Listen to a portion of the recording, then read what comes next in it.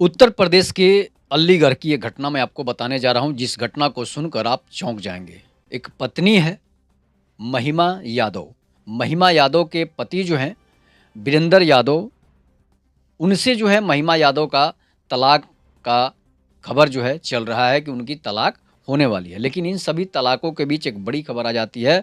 जज साहब से वो बोलती है कि हमें पति के साथ एक रात रहने का मौका दीजिए। ये सारी घटना मैं आपको बता रहा हूँ कि अलीगढ़ की ये घटना है। अलीगढ़, उत्तर प्रदेश की अलीगढ़ की घटना है, जहाँ पर जो है एक परिवार होता है। एक परिवार में वीरेंद्र यादव होते हैं और महिमा यादव होती है। उनकी पत्नी महिमा यादव होती है। शादी के 4 से 5 साल हो गए होते हैं। शादी के 4-5 साल बीतने के बाद भी महिमा यादव का कोई भी बच्चा नहीं हुआ था। जिसके 4 साल बीतने के बाद वो पति का इलाज करा रही थी, खुद का इलाज करा रही थी, लेकिन जो है उसे बच्चा पैदा नहीं हो रहा था। इन सभी बातों को लेकर घर में महिमा यादव को जो है ताने सहने पड़ते थे और महिमा यादव जो है ताने सहते-सहते बेचारी परेशान हो चुकी होती है। अगल-बगल गाँव के लोगों से, पंडित से, डॉक्टर से, सभी जगह से वो अपना इलाज करा चुकी थी। सभी लोग यही बोल रहे थे कि आपका बच्चा होगा, बहुत जल्द ही होगा। डॉक्टर ने भी ये बताया कि बच्चा ही जल्द होगा। पंडितों से जब उसने पूछा, साधु संतों से जब उसने पूछा, तो उसने यही बताया कि जल्द ही आपके बच्चे हो जाएँगे, आपको घबराने की ज़रूरत नहीं है, समय लगेगा, लेकिन आपके बच्चे होने में ज़्यादा देर नहीं है। लेकिन उसके घर में ताने सुनकर वो तबाह रहती थी, परेशान रहती थी।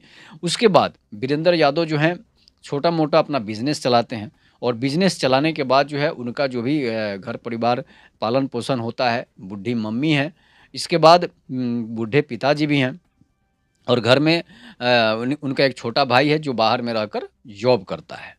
तो इसके बाद अक्सर जो है उनकी सास जो है ननद थी, ननद जो है उनको ताना मारती थी कि भाई भाभी के बच्चे नहीं हो रहे हैं, 4 साल 5 साल शादी के हो गए हैं लेकिन बच्चे नहीं हो रहे हैं।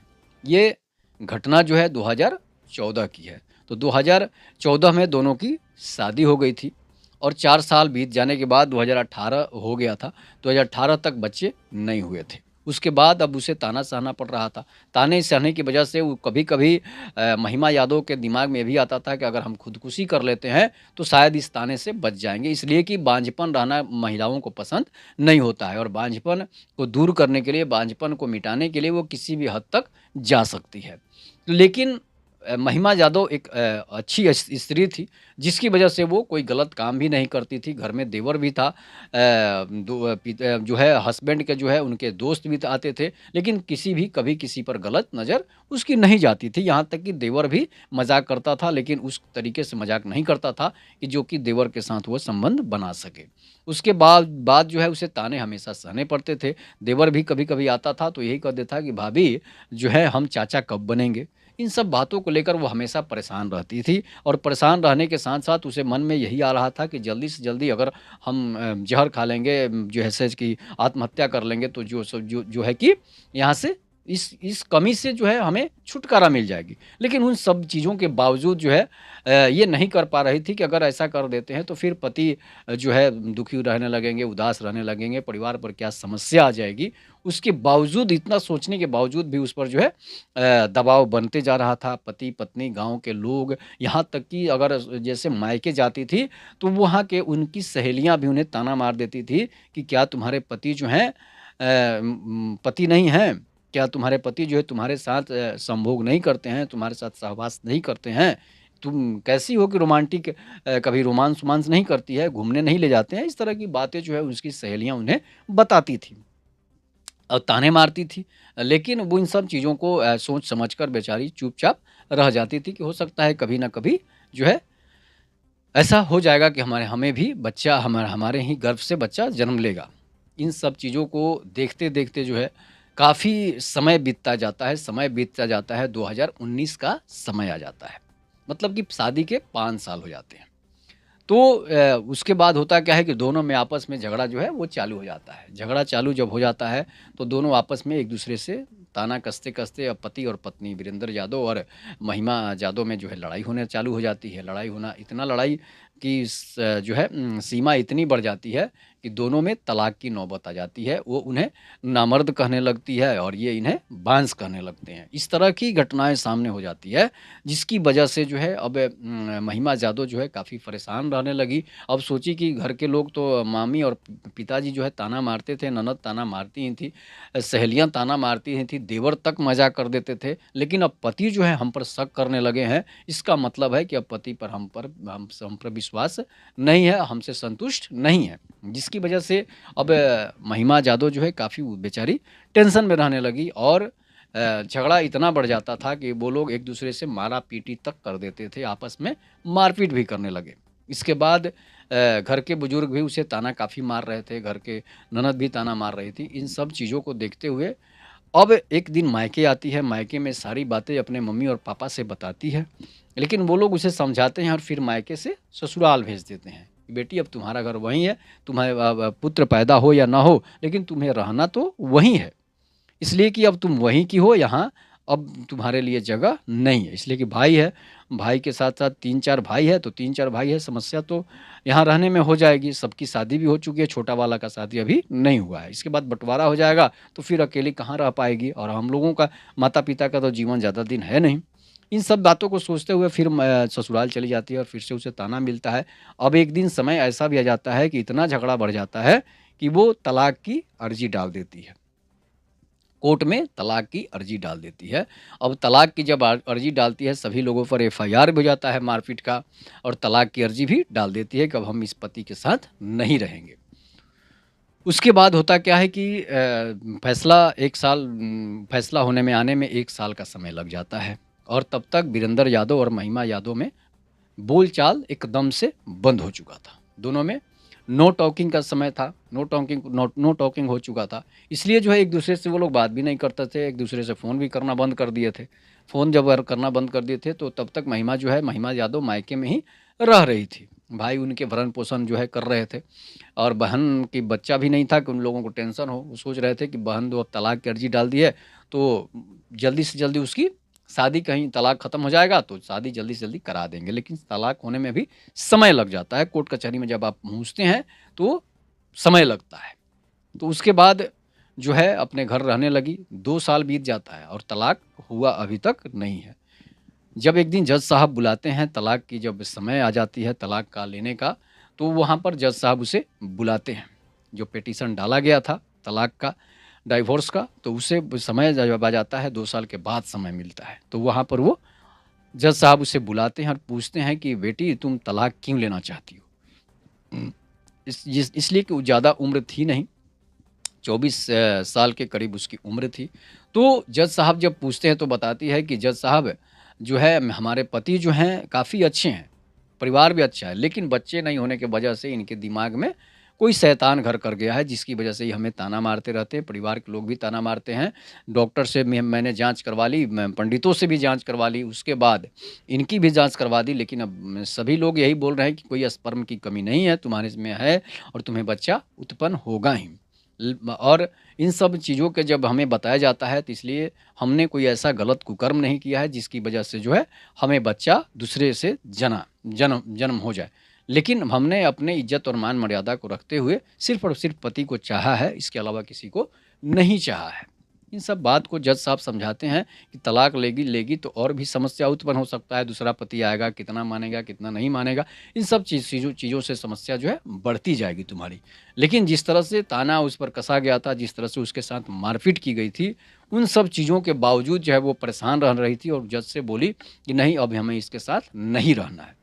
तो जज बताते हैं कि ठीक है तुम्हें नहीं रहना है, तुम तलाक दे सकती हो। जो भी नियम कानून होगा तलाक के अनुसार जो तुम्हें भत्ता मिलेगा अब उसी के अनुसार काम चलाना पड़ेगा। 2000, 4000, 10,000 जो भी मंथली बाँधा जाएगा, उसके अनुसार वो तुम्हें मिलेगा। उसके बाद जो है इसलिए कि तुम्हारा पति कोई जॉब करता नहीं है, बिज़नेस छोटा-मोटा चलाते हैं वीरेंद्र यादव। उसके बाद वो राज़ी हो जाती है। तो अंत में जज साहब को यही बताती है कि जज साहब हमें अपने पति से मिले हुए 2 से ढाई साल के लगभग हो गए हैं। इसलिए कि आपने हमारे फैसला में करने में जो है काफ़ी देर कर दी है, 2 साल के करीब हो गए हैं।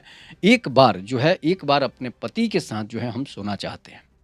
उसके बाद जो है आप हमें हमें अलग कर दीजिएगा और हम दूसरे के पास चले जाएँगे और वो दूसरे के पास चले जाएंगे। जज भी अचंभे में पड़ जाता है कि भाई इतना दिन होने के बावजूद जो है ऐसा क्यों बोल रही है। अब जज साहब सोच में पड़ जाते हैं कि जज साहब करे तो क्या करे, और जज साहब भौचक्के रह जाते हैं कि भाई ये क्या कह रही है, पति से तलाक भी ले रही है और इसके बाद जो है पति के साथ सोना भी चाहती है, पति के साथ जो है सहवास भी होना चाहती है। अब जज बेचारे सोच में पड़ जाते हैं और फैसला अगले दिन के लिए टाल देते हैं।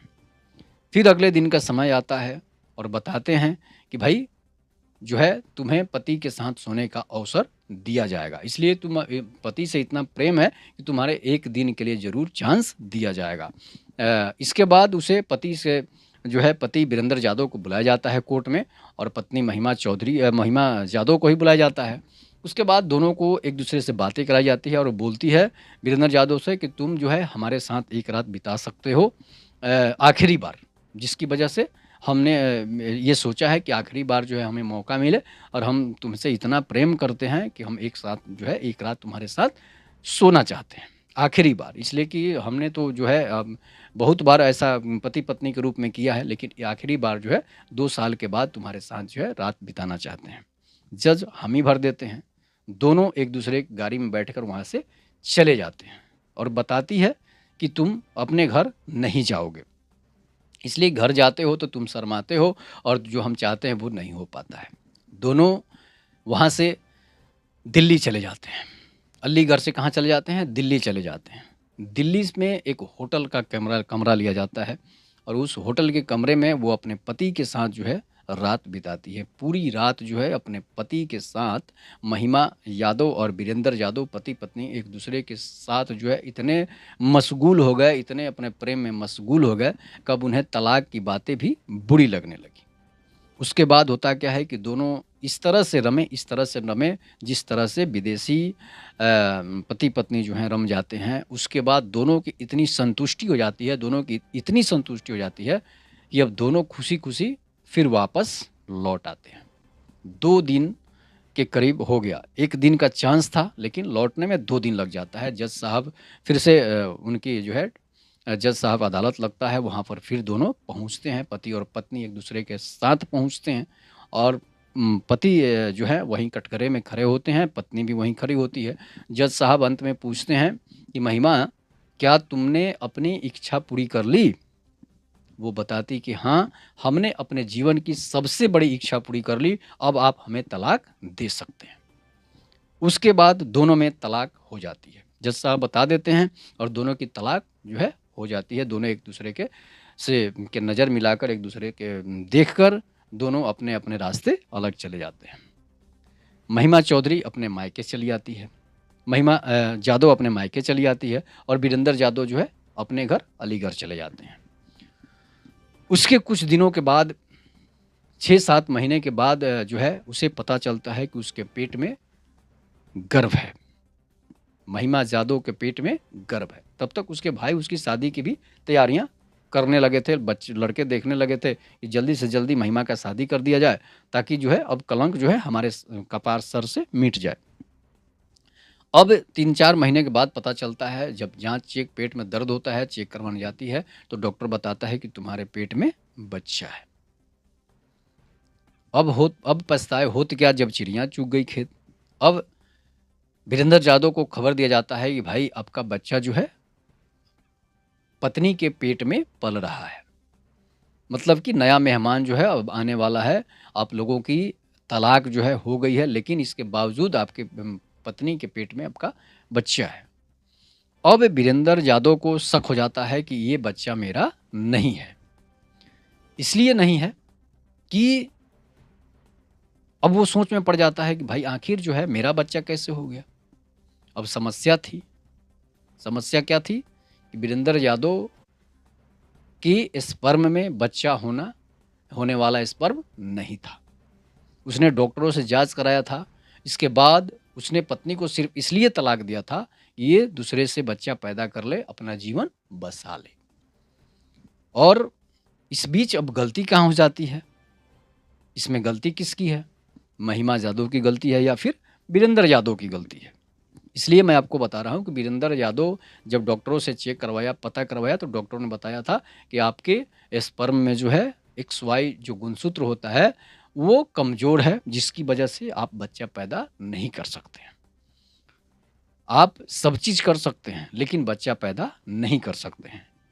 अब वीरेंद्र यादव का माथा ठनक जाता है कि भाई पत्नी इतना चाहती थी, इतना हमारे साथ जो है संबंध बनाई, फिर इसके बाद बच्चा नहीं हो रहा था, तो इसके बच्चे आखिर कैसे हो? महिमा यादव से इस बारे में पूछा जाता है, वो बताते हैं कि भाई ऐसी-ऐसी समस्या थी, फिर तुम्हें बच्चे कैसे हो गए? तुम्हारे पेट में बच्चे कैसे पलने लगे? अब इस बात को वो नकारती जा रही है कि नहीं आपके ही हैं, आपके ही हैं। अब वीरेंद्र यादव उधेड़-बुन में पड़ जाते हैं और बता देते हैं कि अब हम दोबारा वापस तलाक डिवोर्स को तोड़ेंगे नहीं। अब घर परिवार के मायके के लोग भी सोच में पड़ जाते हैं कि भाई अब महिमा यादव का होगा क्या? इसके तो बच्चे अब होने वाले हैं। जो बांझ था कोख, वो बांझ में अब अंकुर फूटने लगा है। अब इसलिए सोच में पड़ जाते हैं लोग। आगे घटना जो है 1 साल और बीत जाता है। मतलब 2019 आ जाती है। 2019 में 19 तक ये दोनों जो हैं पति-पत्नी एक नहीं हुए हैं। आगे आने वाला समय बताएगा कि आखिर उस बच्चे को क्या नाम दिया जाएगा। उसका जब बच्चा होगा तो फिर क्या नाम दिया जाएगा? तलाक भी हो चुका है, बच्चे भी गर्भ में पल रहे हैं। तो आने वाला समय बताएगा उसका कि क्या हुआ होगा। इस कहानी में आप लोग कैसी लगी? ज़रूर कमेंट करके बताइएगा, उस बच्चे का क्या नाम दिया जाएगा। तब तक के नमस्कार। जय हिंद, जय भारत, जय श्री राम।